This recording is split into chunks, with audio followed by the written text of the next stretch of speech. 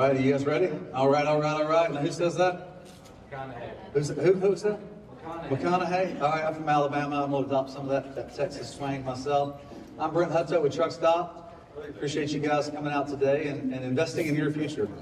All right, at Truckstop, we're all about that. I've been working for Truckstop for 11 years. I've been in this market since 1998. My first Louisville was much different than it is today. Today's nice weather outside. It was nice weather yesterday. It was sleeting and snowing my first year in 1998 here, so very different for me. But I've been leading education for owner-operators since 1999. And the gentleman's going to join me on stage today is the reason why I do it, because he's educated me so much on what's important for you guys. So I got a chance to work for two really cool, iconic brands. I got to work for Overdrive magazine, which is the voice of the American trucker.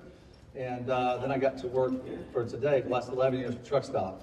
So I've gotten to work with two brands that really care about your business, tremendously care about your business. And so I've had the pleasure of being able to be around owner-operators. They're my favorite segment of the market. Yeah, I get to talk to all those fleet guys and all those broker people and all that sort of stuff, but this is where it happens. This is the culture, this is the industry, this is the face of the market. So really appreciate you guys being here. I kind of noticed something. I led the Partners in Business program, and Kevin and I'll talk a little bit about that for Overdrive for a long time. And my job, I was like an intro salesperson, and everything. So my job was like stand out in the hall, and not only I had to coordinate the entire event, I had to recruit you guys to come to it, which helped me learn your what's important to you so much. And so when I was walking around saying hello to everybody, I know it's probably, I'm kind of interrupting you, but I do that for a reason, because I want to see if the demographic, sort of the ideological demographics the same. And so what I saw is there's a lot of single people in here, but there's also a lot of couples, a husband and wife, because that's the partnership. So whenever I recruit people for the Partners in Business thing, I would always find the couples, because he came to the show to see the cool truck stuff, and she came to the show. I'm not trying to genderize this. I realize we're in 2024, okay? But she came to help improve the business. And every single time, I would go up to him, and I would always start with the wife. I'd say, hey, are you interested in creating more profitability for your business? Are you guys an owner-operator? I could tell because the tag said owner-operator. And the wife would always say, yes. And I'd say, we have this free workshop seminar. It's a couple of hours, totally free. You can come and go when you want. We've got food. You can sit down, take a load off. And every time the wife would say yes, and the guy most of the time would say, but I want to see the trucks. And she'd go, hey, we need to invest in this. Let's just go for a few minutes just to see what it's like. And they stay for the whole thing. Always fun. So bringing in education information is so important. Our topic today is stay alive and thrive. And let me get my clicker here. All right, so anytime you see the word stay alive, right, what jumps into your head? Well, first off, it's going to be me and Kevin. I already told you that. I'm already ahead of myself. Kevin, he's bald-headed, I'm bald-headed.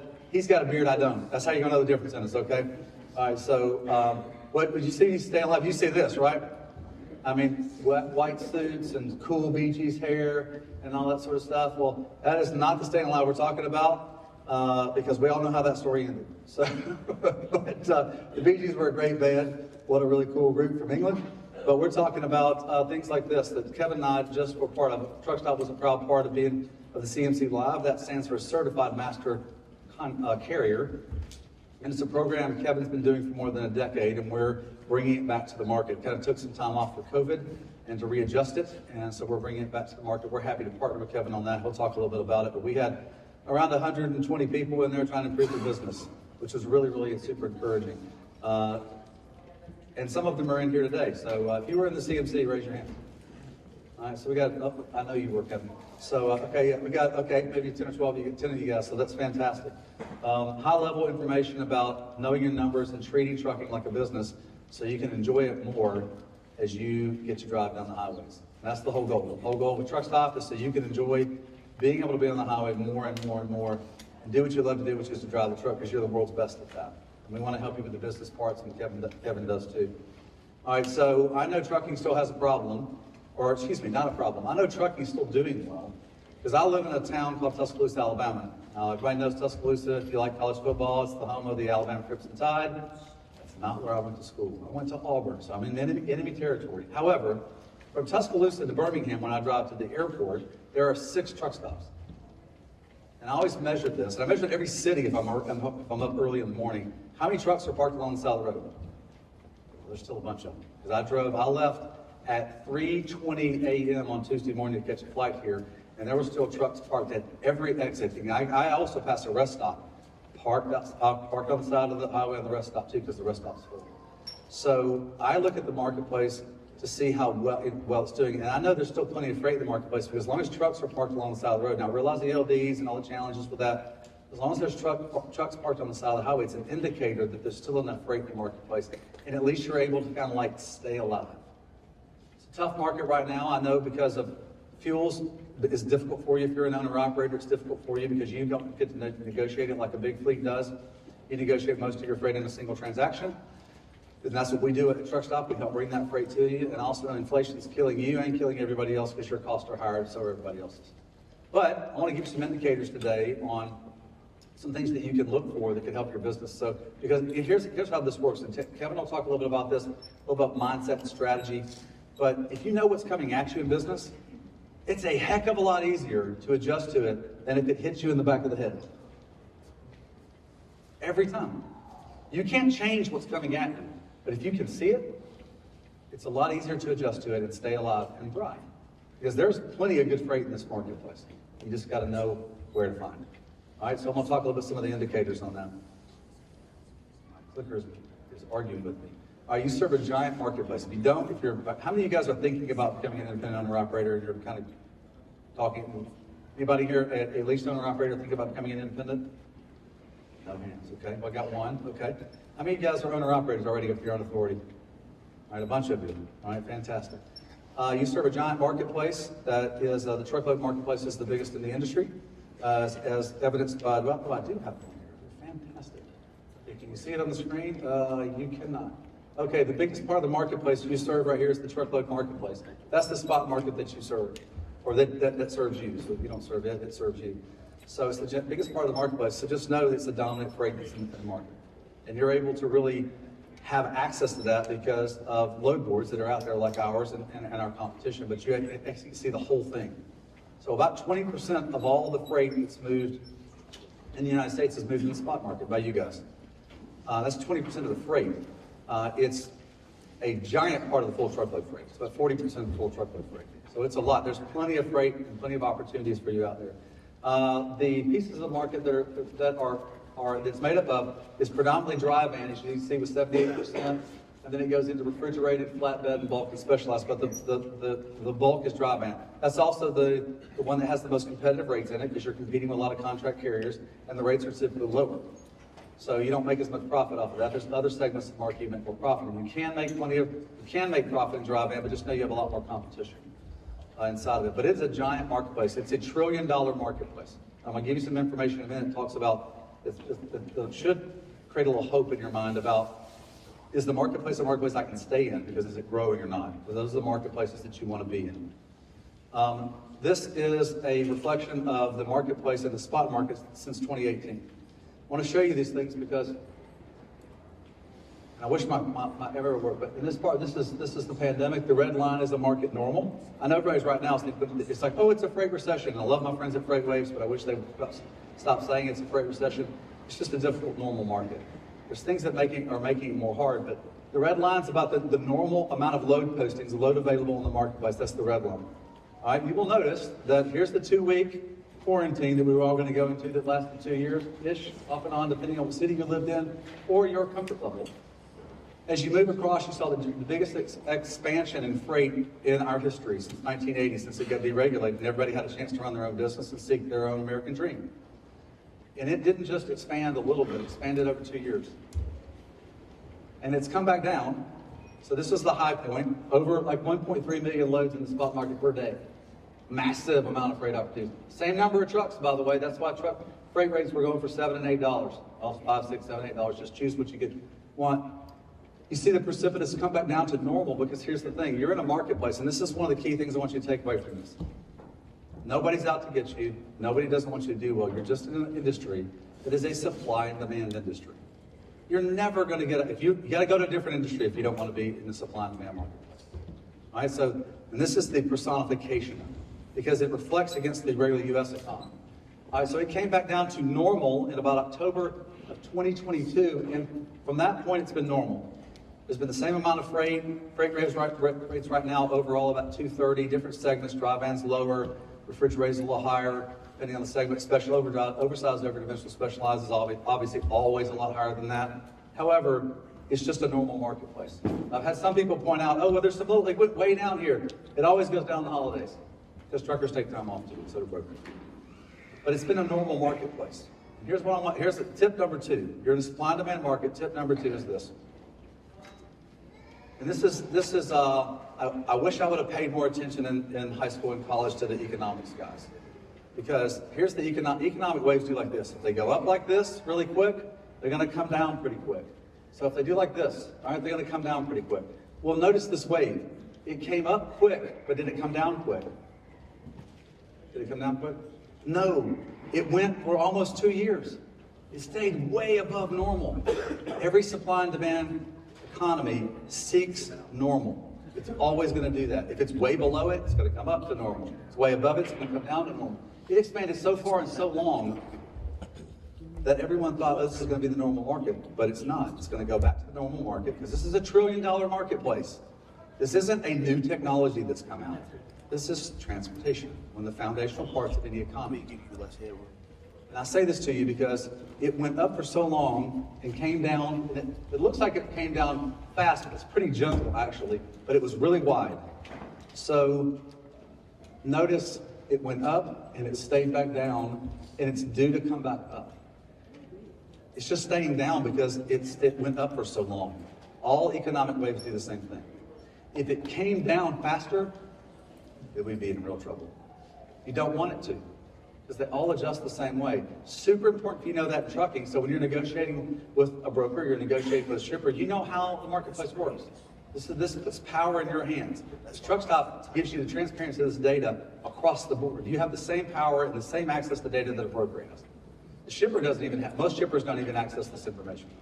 So, all right, moving on. The things that affect you tremendously. We talked a lot about this in the Certified Master Carrier class.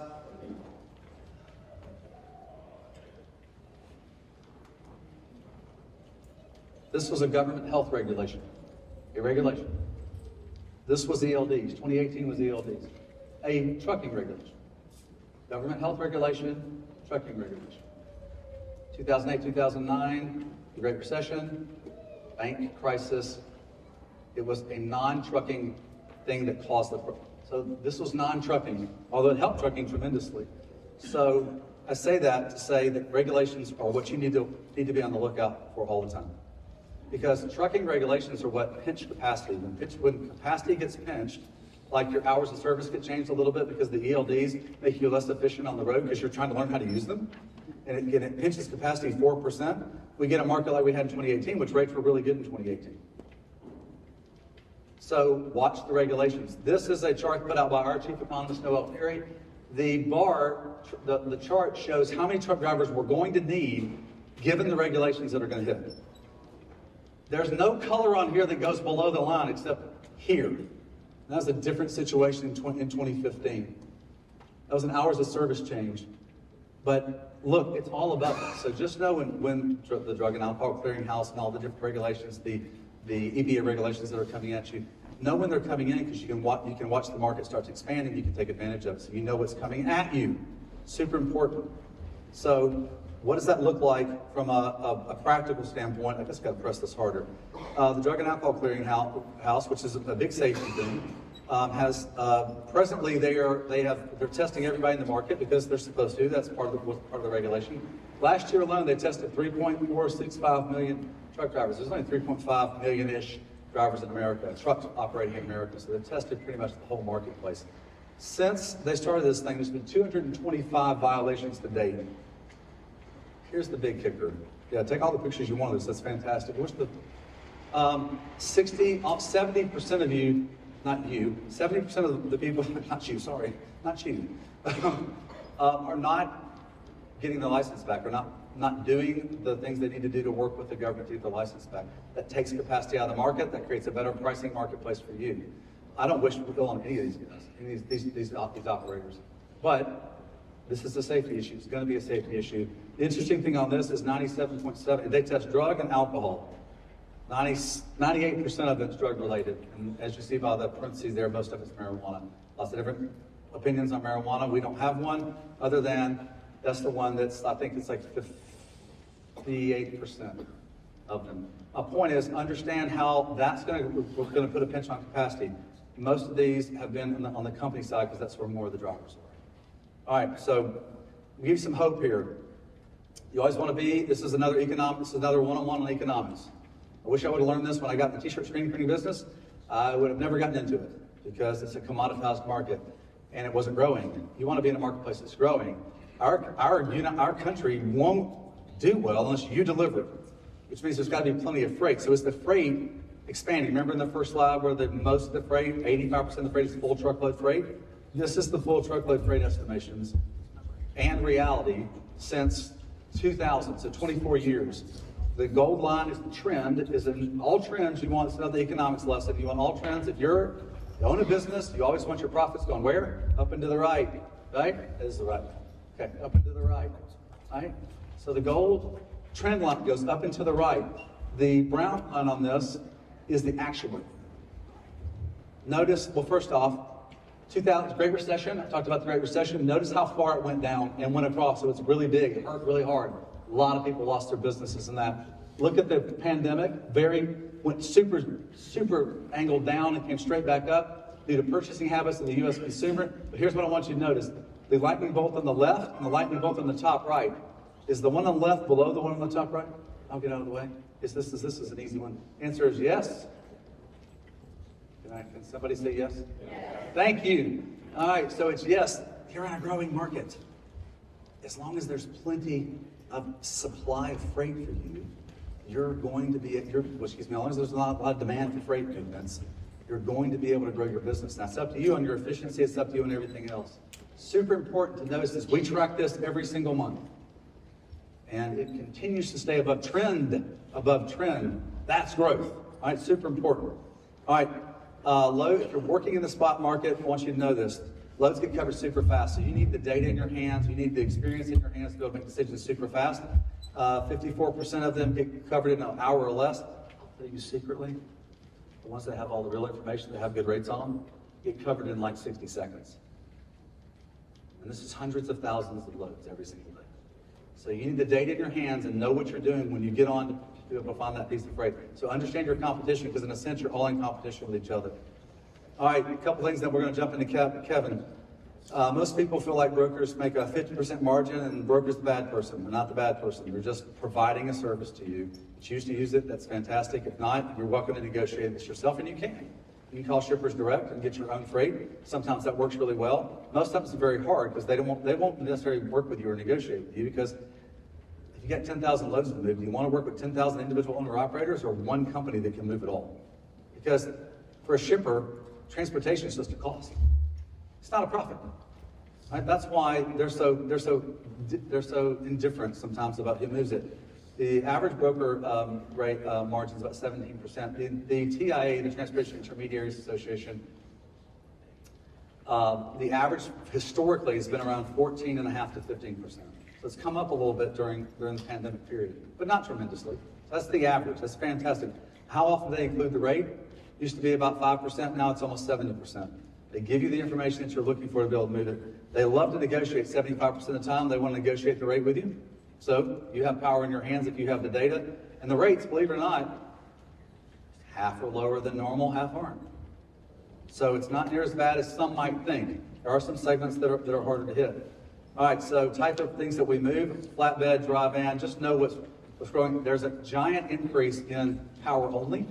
So if you're looking to do some things, there's a lot of more power only freight out there. I know a lot of major fleets in America are looking to move power only, which means there's an opportunity for you. And there's been a big increase in hot shot movements inside the spot market. So just know where things continue to increase as you continue to change your business. Now here's my partner coming up here, Mr. Kevin Rutherford. If you'll come on up, Mr. Rutherford. We got a nice picture of him right off his website with his video, a little play button on the top of his beard there. Mr. Kevin Rutherford, come on up.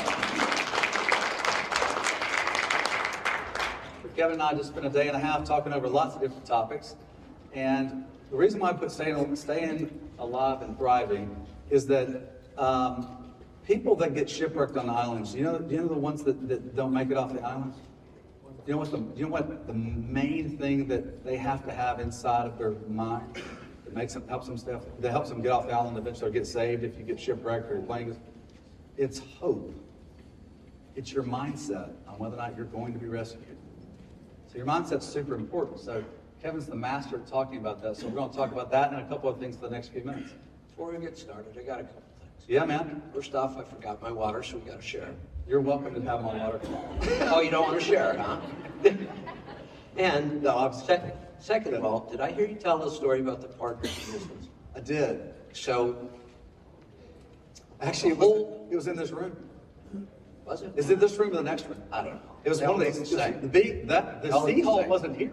So the biggest challenge on those things is there's so much going on at these events. I have tons of material. I've been on the stage for like 14 hours already in the last 2 days. So my voice is a little rough right now. Try to keep my energy levels up. Toughest part at something like this and doing a seminar, if it's not booked ahead of time. It's the first time I've ever booked one ahead of time in a room full of people. It's fantastic. The other thing, you got to get people in the door. Sure. This man is the number one. He got people in the door, but I don't think you told, anybody remember Paul Harvey? I don't think you told the rest of the story. Do you know what his number one technique was? He would be watching people coming, and just when they got there, he'd trip them. Oh, They would fall over, and he's like, "Oh, here, let me give you a seat." And he'd take them in the room. Pretty soon, I had people in there, so I could talk. Isn't that how it was a lot of fun. That first Partners in Business was 1999, and the room was set up much like this one was for about 150 people. We had 300 people. So the desire to want to improve your business is not something new. Kevin and I just had the honor and luxury of being able to be a part of helping you with that for 25 years plus. If you keep going, I'm going to have to tell the rest of that story. Well, you too. can if you want to. Right. So, 1999, I'll tell the really quick version. My number one fear in the world was public speaking, and I got roped into being on a panel so I could at least sit over there behind the table in the corner, and they had hired a guy to do the presentation. I was there to talk about taxes and accounting for small trucking companies and owner-operators because I did a lot of that. I've owned trucks, all kinds of things, but I was terrified. I just gotta answer questions, maybe I can get through this. The guy that they hired was brilliant. He wrote a book about starting a trucking company in like 1970 something, and it was the only thing I could find when I was trying to learn how. I read his book, he was brilliant. I couldn't wait for him to speak. He got started speaking, and it was, what was it? Awful. He was boring. He may have He been the didn't even worst talk about trucks. I have ever seen in my life. I think your microphone. It's still here, though. Try that. Can you hear me? All right. He was awful. Yeah, he was. And he went on and on and on. Short story, it was so bad. I don't know that I've ever seen this before. They stopped him because when the room was so full, we were worried about the fire marshal because we were way over numbers. After about 15 minutes of him speaking, it looked like a fire drill because people were running out of the room. And I thought, this is really bad. Wonder what they're going to do. So they pull him off the stage. They pull all the panel off the stage. They tell everybody to go take a break, come back in a little bit. And they're trying to figure out what are we going to do. This is supposed to be 2 hours. We're 15 minutes into it. And they said, we got an idea. They told the speaker, you go back up on stage, ask for questions. Don't talk. It looks like just ask for questions. I don't know why he did this, but he walked up on stage and started doing exactly what he was doing before. Now, they also told us in the group, we had an engineer to answer engineering questions from Volvo. We had an insurance guy to answer insurance questions. We had, I don't know, there was all kinds of people up there with some kind of title, and I was the tax guy. For some reason, they said, whatever the question is to the speaker, whatever it is, give it to Kevin. I said, oh, wait, hold on. I don't know insurance. I mean, and they're like, look, you're the only one on the stage that's ever owned trucks, driven trucks. Just take the question, do the best you can with it, and then ask for help from whoever needs help. All right, I think I can do that. So the guy starts talking again. I totally zone out. I just can't listen to him, and I'm scared to death. And he stops, and I heard him go silent. And he looked at me and he said, "Kevin, what do you think about that?" I had no idea what he was talking about. So I don't even remember why I did this. I got up, walked over, took the mic out of his hand, and I said, "Does anybody have any questions?" And hands went nuts. Oh, yeah. How long did we go? Oh my goodness, we were slated for the Partners in Business session 2 hours, and we had to leave after 4 because 4 hours. The need was so great by the audience of just getting their questions answered. So with that in mind, you're welcome to ask a question anytime you want to, because Kevin loves that stuff, and so do I. But so Kevin, a little bit, you talk about mindset a lot. Yeah. Talk about, that's something that is really part of the strategy of running a business, about your mindset. So talk a little bit about because we talk about staying alive and thriving in this, and it's a challenge. We know it's a challenge. It's a challenge for all of us. I got 6 kids. It's a challenge across the board. So talk a little bit about that. Yeah. So first let me set up how I think, we've only got like a half hour. Yeah. How I think I can give you the most possible value in 30 minutes. Oh, hold on one second. We're done at 3. Is that correct? 3:15. What? 3:15. Right there. We do. We got 30 minutes. There you go. It's plenty of time. There you Now, go. we're not going to solve all your problems in the next No. It's okay. No, in fact, let me tell you, We're going to talk about a few. Let me tell you that the thing I just did, I had 43 slides for a day and a half. I timed it all out. I practiced it. And how much I can say and how much I want to say and how much I want to get out, I'm going to give you all the value I can. At the end of day 2, I think I was on slide 5, or day 1. And there were no time for slides on day 2. 43 slides, I got to 5. That's how much I could talk without any slides. The way I can give you the most value in this room is I'll talk a little bit about mindset. While I'm doing that, I saw a lot of hands go up, small carriers with authority. Right. My specialty, but I wouldn't even know what to try to talk about. And there's nothing I can tell you unless you tell me what your biggest problem is. Broker transparency. Okay, then I'll take that one first as soon as I'm Thank you for done. speaking up. Who was that? And boy, Cheetah Express. So what's your name, man? Dakota for Big Cheetah Express. Dakota. All right, Dakota. Thank you for bringing that up. you are going to love what I have to say. I promise you it's one of my favorite topics. So, mindset. I find 2 very distinct mindsets in this industry, and I can pick and choose which category you will fall into in about... Anybody remember that show, Name That Tune? Sure. I can name that tune in 4 notes. No, I can name that tune in 3 notes. I can pick the mindset in about 3 minutes. Usually takes me about 3 minutes. One mindset, if they learn enough, I can almost guarantee they will succeed in this industry. You know why? We have set the bar so low that if you know how to do things in this industry, it is drop dead simple to make money. Lots of money. I am not kidding.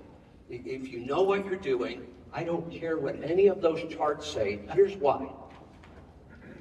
Could trucking ever get so slow that it doesn't happen? No. Of course not. We have to move freight. We are that critical piece of the economy that brings everything else together. Right. Could our economy get so bad that we lost half of all the trucks that had been on the road? That would be such a huge stretch. It would be a reflection of the overall economy, and the answer to that is unlikely. What do you think's like the worst percentage drop you can ever remember? Well, the Great Recession for me. So how bad did it? Like 10%, 20%? Well, I was in the marketing advertising world, and our sales went down 30%. 30%. That Let's was use pretty- that number. So that means 70% of the trucks that are on the road will still be on the road, which means they're at least making enough money to eat and pay the light bill, right? Well, I promised people I was able to guarantee that those 2 days I just did is only the kickoff of a year-long program that I just launched there. I am going to work with these owner-operators for the rest of the year through virtual seminars and coaching calls for an entire year, And I will tell them, I will guarantee, I'll give you a written guarantee if you want. If you follow this program, you will never have to worry about not being in business. Because the 70%, there's going to be 70% of the trucks on the road, I'm going to put you in the top 5%. Yep. It's not that hard. Now, at this moment, I'm talking about single truck owner operators. That's my specialty. And that's the guarantee I can make. The minute you buy the second truck, I can help you better than anybody, but I can't make any guarantees anymore.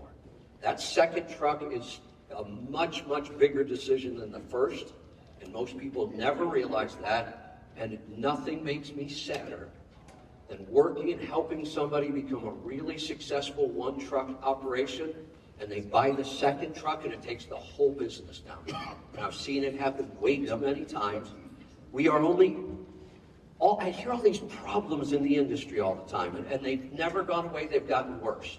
The thing is, those problems don't have to exist in your operation. I don't know how to solve them in the industry. Obviously, nobody else does either, because every idea I've heard, nothing gets better. It just gets worse. We all know the definition of insanity, right? So do we want to be in the part of the industry that is still complaining about what they were complaining about 37 years ago when I started here? Or do we want to be in the part of the industry that runs a small business that makes us happy and brings us joy and lets us live our best life? And we can say, what problem? What was that? I don't remember that occurring. And it can be that way. It's always been able to be that way. No matter how much the industry changes, and it does, the way to succeed never changes, ever. Everybody get out something to write with. While I fix my mic. Well, fix it, you don't need to fix it. Yeah. Get out something, no, really, I mean it. Get out something to write with.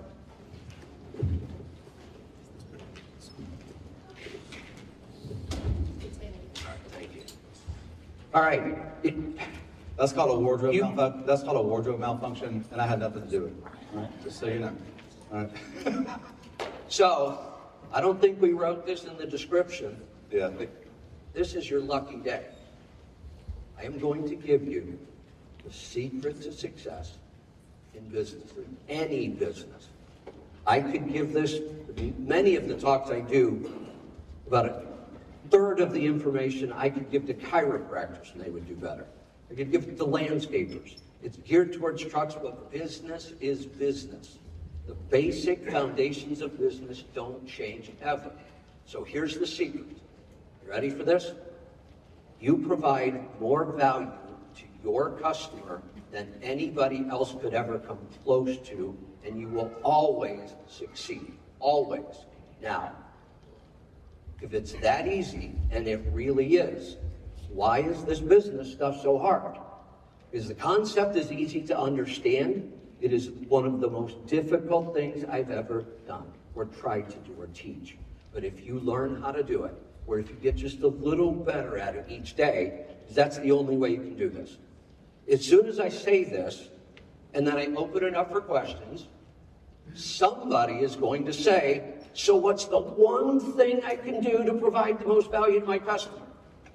Look, dude, if there was one thing, I wouldn't be standing up here because everybody would know it. But then the problem would be, if everybody would know it, then everybody would do it. And if you want to succeed, you'd have to find one more thing to be different. Does that all make sense? All right, so say the phrase again, because I want to make sure they get it written They're down. awake. I think they're awake. Just hang on. It's dark in them. It is kind of dark. Say the phrase again, because I want to make sure you guys write this down, because this applies to any business whatsoever. The way you succeed in business is you provide the most value you can possibly provide to your customer. That's it. Now, we have to start figuring out how. And it's 1,000 little things. And the 1,000 little things I said business doesn't change. The strategies of business, what I just gave you as a strategy, will never change. The tactics. Kevin, before you jump into that, I'm going to ask Kevin a question. Sure. Is that I am going to drink your water. You're welcome to. We're that close. After 25 years, I'm going to think we're probably pretty best of friends. I'm sure at some point we slept in the same room, I don't remember. We definitely slept in the same house together. Yeah.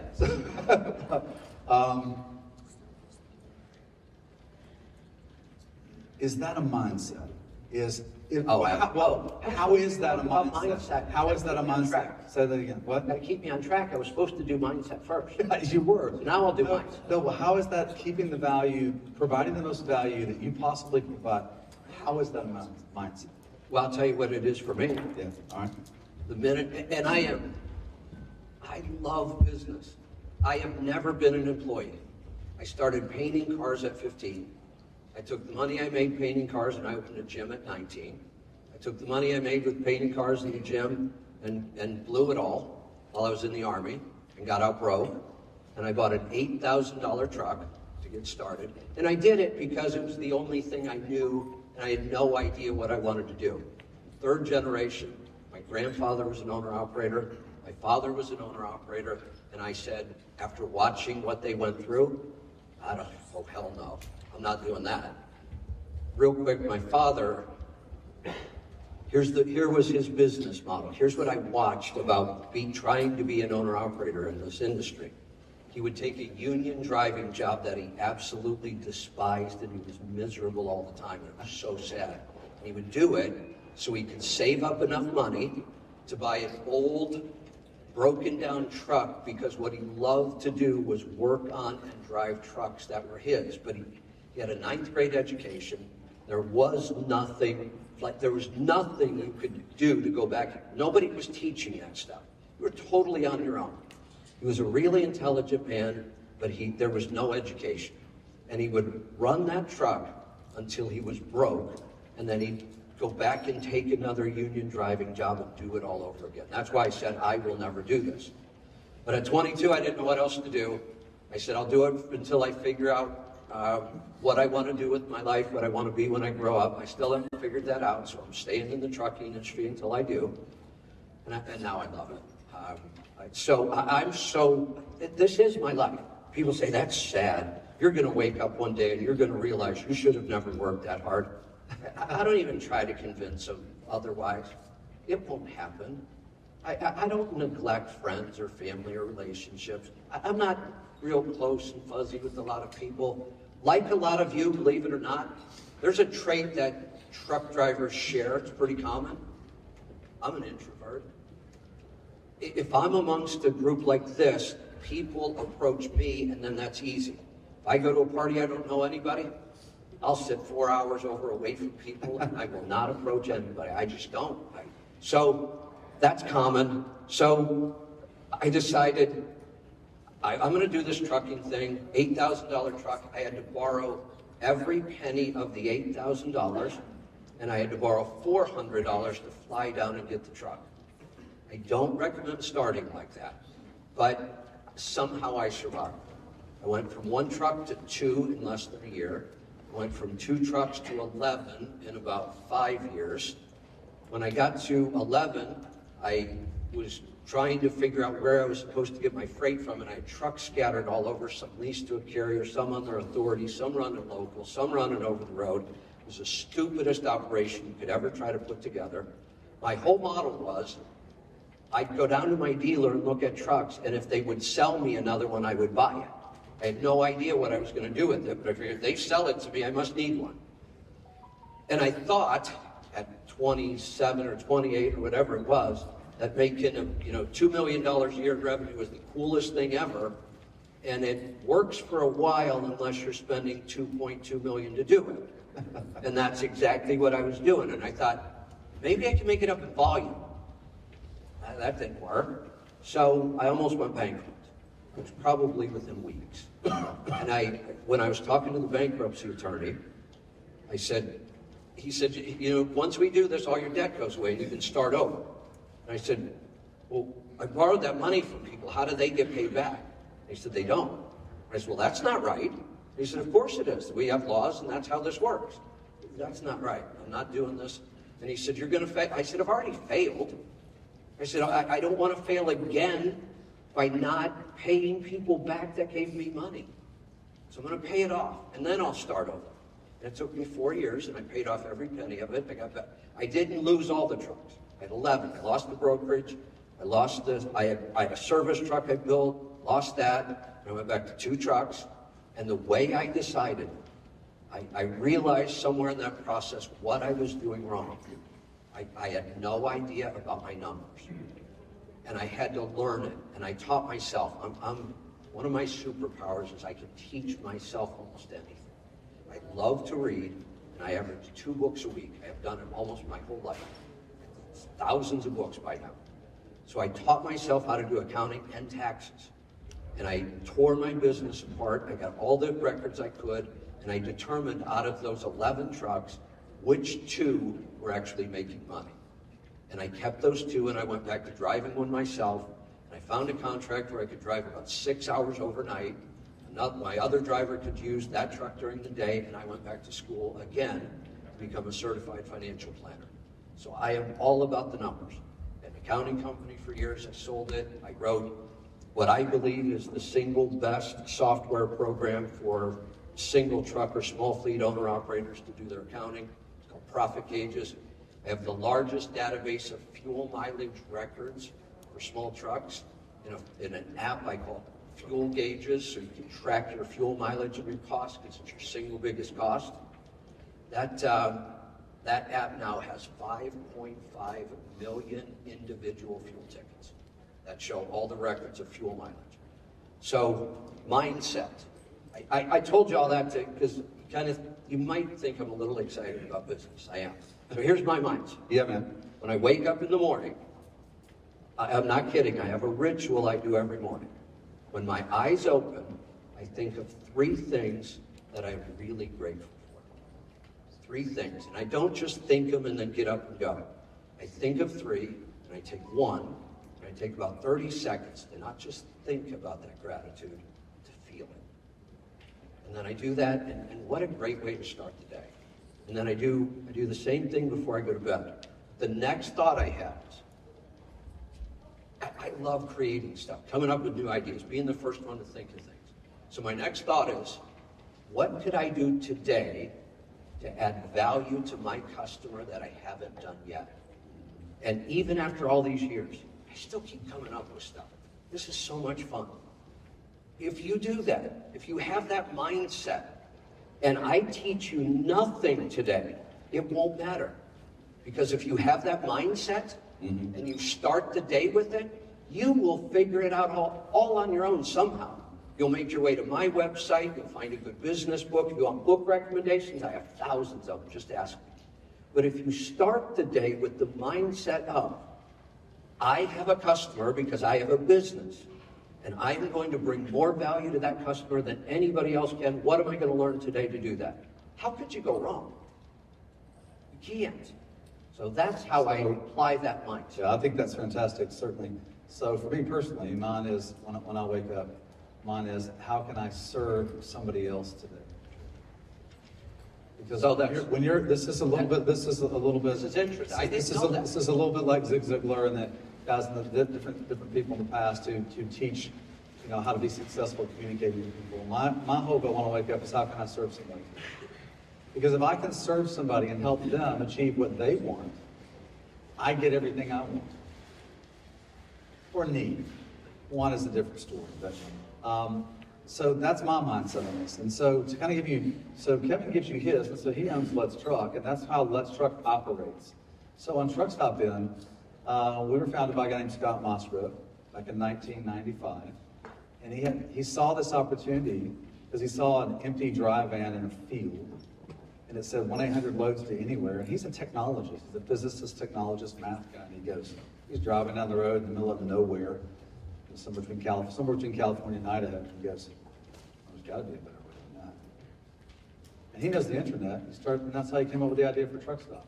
Because he's trying to find a more efficient way to bring value to an industry. And now it's to add value to every individual user of the program. But that's the mindset that Truckstop has every single day, is that, okay, we've got what we've got, but there's got to be a better way than that. So how are we creating more value every single day within an instance? This isn't a commercial for our company.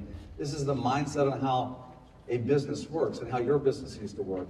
If you're going to do the same thing everybody else is doing all the time, then you're going to get what the bottom part of the market will offer you. If you're trying to create value every single day, you will get what the top part of the market has to offer you. Because you're bringing more value. Every time you have an interaction with somebody, they walk away going, man, that guy, that girl brings me more value.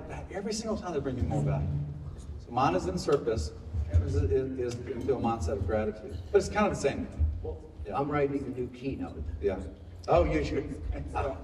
The theme of my keynote is service and gratitude. Yeah, I know it is. Service and gratitude. So, one more thing, and then I'm going to. Yeah, let's take some questions out there. We've got we got 15 minutes. We do the broker transparency. I already have one. Fine. So think if you got another question, but hey, now's your chance. So that's the mindset that I focus on. It's the only mindset I want to live in, and I try to get other people into that mindset. The opposite mindset that I see, and unfortunately, or maybe fortunately for me, I believe it's become the majority of the market. And why that's fortunate for me, because I want to teach the people how to be so good at what they do, they get to decide what their business is going to look like in a year, 5 years, 10 years. But the other part of the market is easy to sum up. Everything starts off with, I'm not succeeding because, and if you start a sentence with that, and if anything after that comes, it is not me, then you're wrong. If you are saying something other than, I'm not succeeding because of I'm doing something wrong, it's me, I got to figure it out and fix it. Yep.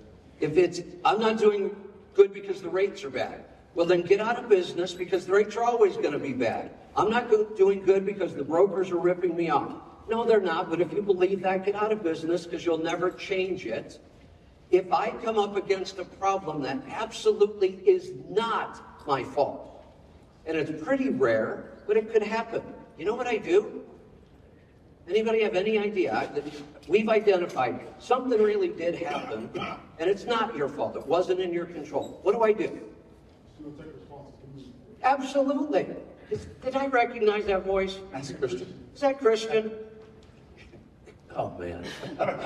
Christian joined us in the CMC class. He is. That is an amazing He asked the best questions, so. He does ask the best questions. I make it my responsibility, because if I don't, all I can do is bitch about it like everybody does, and that's never going to fix anything. I'll make it my responsibility, and I'll find a way to fix it. That's the other mindset that I see, and I can tell you this, you might start a business with that mindset, you will never grow one. That's the difference. So I know lots of people in business, they're not growing, they're suffering, they're always unhappy, and it's everybody else's fault. Let me tell you an attitude that never used to exist. This is a new one. I get to add this to my book when I write it someday. I am now seeing the attitude of, I bought a truck, I'm entitled to a profit. Right. Just get the hell out of business, please, save us all. You are not entitled to anything except one thing, and that should be all that matters. And I'll tell you this is controversial, I don't care. I just spent 2 days talking about this kind of stuff. We did a whole bunch of personality profile stuff. I teach all kinds of things in business. My personality profile, basically one of the characteristic traits that I have, can I swear? No, I probably should. I don't care about your feelings. I just don't, because there's just no room for feelings in business. That doesn't mean I'm not a caring person. He's a caring person. A giving person. In fact, that's why I can't care about your feelings in business. We can't make emotional decisions. And anger is the worst emotion ever. So when you see people angry, you know they are not going to accomplish anything. You can't. So where was it? So back to what you were talking about. When you talked about when you look at a situation, if it doesn't come back to your side. Yes. The point is, and Kevin talks about this a lot, is control the things that you can control. We can't control the economy. We can't control the government regulations. We can't control what somebody else thinks and does, but we can control how we either react to it or how we run our own selves and our own businesses. And that's really the beauty of being an owner-operator. You have full control over that. And that's what's fantastic. We have 10 minutes. Let's let. Got a way I can do Let's this. answer if we want The to. broker transparency. All right, I'm gonna do it. I'm gonna make, I could make 15 points about it, but I'm gonna make, what? Get started. Hang on a minute. Hang on, guys. Hold on a minute. Hold on. If you want me to do it, you start yelling at me, you just wasted everybody's time. I'll talk on my schedule. All right, let's. I'll make, instead of trying to make 15 statements because I don't have time, I'll make one, and then I'll ask you, why would we ever want it? And here's the statement. Rate transparency of any kind, is a race to the bottom with rates. Really Be is. careful what you wish for. If you get it, we will all suffer. We will destroy our industry with rate transparency. No other industry in the country has it. Nobody has the right to see some other company's profits or numbers or anything. We are a free market, capitalistic society. That is not how this works. That kind of stuff is socialist thinking. And it is a race to the bottom. Now, anybody that wants to tell me why we should have it, you have the rest of the time if you want. 6% of the load from TQL. And they are offering to tell everybody. Hang on a second. Say that again because I want to make sure I heard you. Go ahead. I received 56% of the load when I received my broker transparency. I'm the only person. Okay, I saw it. Receive it. I saw it. Right? And you don't believe it, but it's. No, I do believe it. I'll give it to you. And you know what my next statement would be? Congratulations to the broker. You did a hell of a job. Everybody in here that is in business wants to make the most profit they can make. And if you don't, get out of business. So you believe they need 44%? I don't care if they make Let me 84%. ask you a question. I don't want to make, this is not a forum for an argument. We're all friends here, okay? We're all friends. I'm sorry. Hold on, hold on a second. Brent, I know myself. Okay, that's fine. The next statement will. I'll finish it up. I understand your point. So are there different times that you make different profits in different loads? I don't know, because I don't want broker transparency. No. I'm talking about your costs for your business, things that you control. Say it again. Are there times that you make more profit than other times on your load? So that's what you control, right? Yes. Okay. So presently, right now, the way the conditions are in the market, it's more difficult to make a profit because the rates are down, correct? Rates are down for many different reasons. Yeah, I understand. One of them being brokers are double brokering, triple and quadruple brokering, where it dwindles our income. All right. So is there a chance for you to work with a broker that you can trust? There are many that I can trust, except for, Okay, I understand. So I would just suggest in any business, you have a choice to make. You can work with whoever you want to. Last time I checked, there's more than 10,000 brokers in the United States that you can work with. and out of those 10,000 brokers, only a few at the top are having all those lanes and taking them all where they lead me. Okay. I'm able to get them. So here, I'll give you another piece of advice. There are over 4 million shippers or manufacturers in the United States that move freight through brokers, some through carriers. You can reach out to all 4 million of those shippers and ask them for, hey, ma'am, hold on. My broker carrier agreement is over, I have to wait 1 year or more before I Okay. can count. Well, let me ask you, how would you expect someone to handle your situation? Give me broker transparency, so we all know you're all lying. So- And you're not getting 60%. I understand. Pledging to us, that's a bunch of nonsense. I'm sorry, well, I just looked at the data. I just looked at the Sorry, data. I'm sorry that so many of us are going out of business.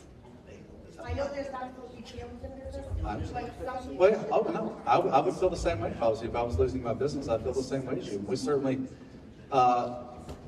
empathize with you in that. And I get you. I hear your frustration in this. And I don't want you to feel like we're not empathetic to it. What I would tell you is there are thousands and thousands of brokers that want you to succeed because without you, they can't move freight. So I would just not do business with any one of them that you don't trust, that you don't have a trusted opportunity with. And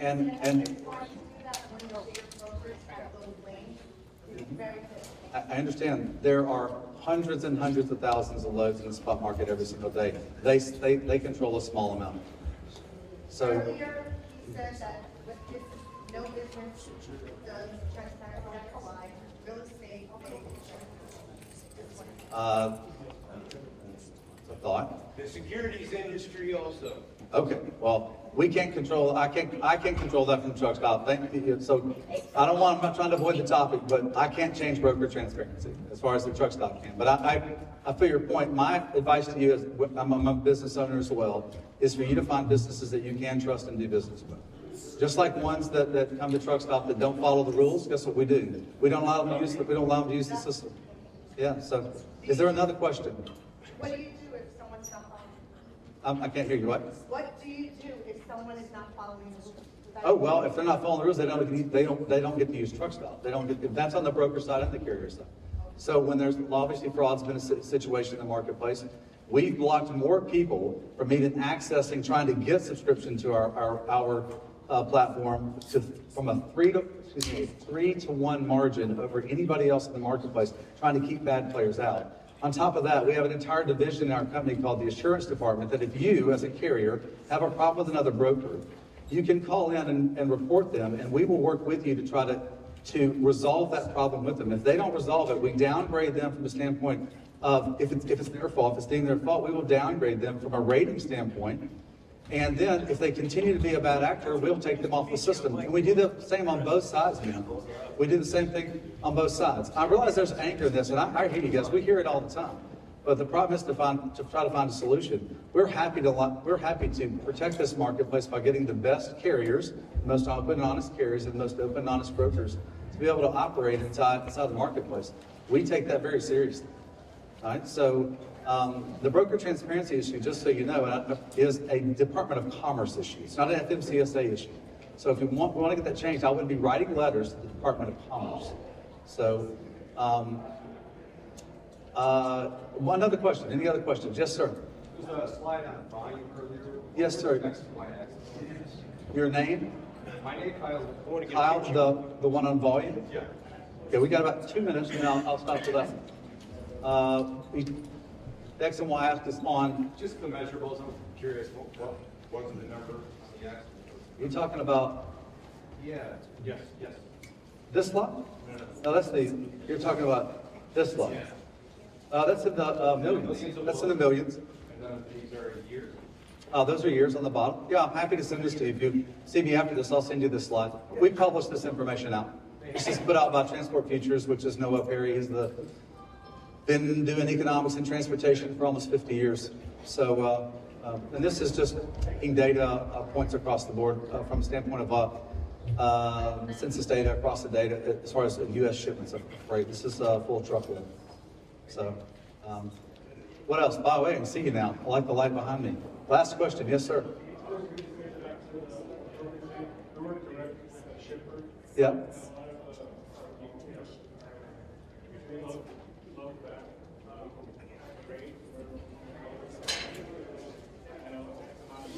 Yeah. Right.